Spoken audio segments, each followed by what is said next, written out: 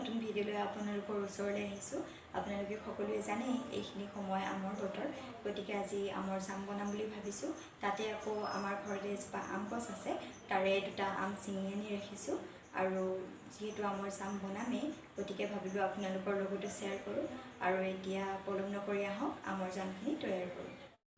আপোনালোকে দেখিছেই জামখিনিৰ কাৰণে এই দুটা আম লৈছোঁ, আৰু এই আম দুটা মই খুব ধুনীয়াকৈ ধুই লৈছোঁ। আৰু এতিয়া বাকলি গুচাই লওঁ। এয়া চাওক, আম দুটাৰ বাকলি গুচোৱা ইতিমধ্যে হৈ গ'ল। আৰু এতিয়া মই আমৰ গুটি দুটা ছাইড কৰি আমখিনি পিচ পিচ কৰি কাটি ল'ম। এয়া চাওক, আমখিনি কাটা হৈ গ'ল। আৰু তাৰে এটা আম খুব ধুনীয়াকৈ পকিছে, আৰু এটা আম অলপ আধা পকা হৈ থাকিলে। এই আমটোৰ কাৰণে মই এতিয়া 5 মিনিটমান সময় বইল কৰি ল'ম। যদিহে আপোনালোকৰ আমকেইটা এইটোৰ দৰে খুব ধুনীয়াকৈ পকা হয়, তেতিয়াহ'লে আপোনালোকে বইল নকৰিলেও হ'ব।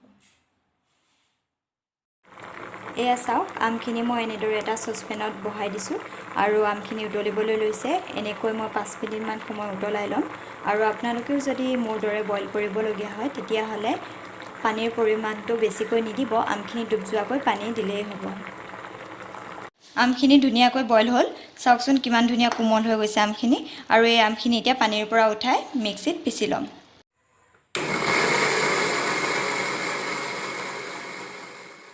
মই এটা পাত্ৰত আমখিনি উলিয়াই লৈছোঁ, আৰু এতিয়া আম বইল কৰা চচপেনটো ল'ম।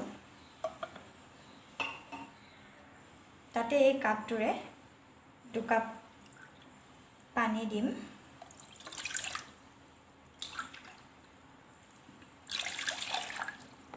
আৰু এতিয়া পানীখিনি অলপমান গৰম হ'বলৈ দিম, আৰু পানীখিনি গৰম হোৱাৰ পাছত এই কাপটোৰে 1 কাপ চেনি দি দিম, আৰু চেনিখিনি দি পানীখিনি উতলিবলৈ দিম।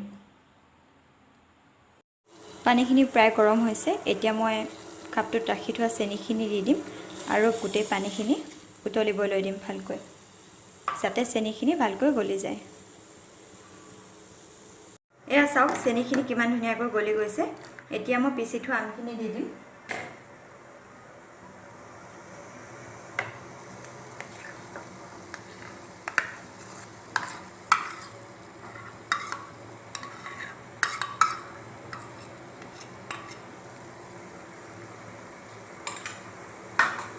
আৰু এতিয়া খুব ভালকৈ এইখিনি লৰাই দিম।